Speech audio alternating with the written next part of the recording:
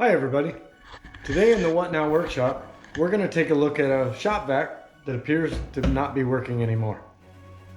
So when we turn it on, it's making some funny noises, and I have a sneaking suspicion that it might be a bearing or maybe the motor's just going bad. Take a listen.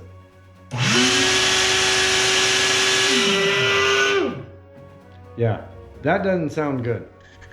So we're going to try to take it apart and see what we can do with it. Okay, so this shop vac, I've actually had this for probably about 22, 23 years.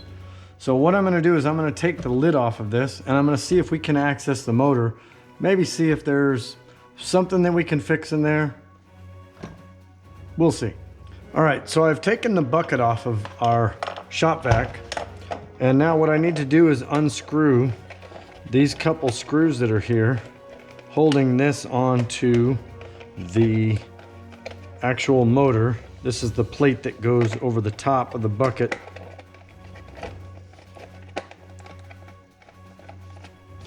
So we're going to take these 4 screws out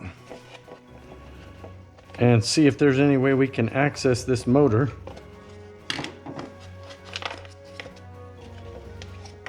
Okay, and we got 1 more screw to go. We'll set those aside, and there we go. Okay, so this actually comes off the ball. That's what prevents water from getting into the motor, or if it tips over, kind of lets you know. And that's kind of the sound we've been hearing from this. So it looks like there is no way to access the inside of this motor. So I'm gonna go ahead and plug this back in.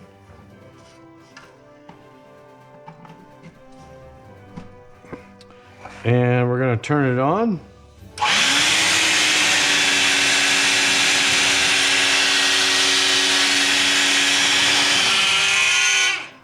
Yeah, see, and when you turn it off, it continues making that noise.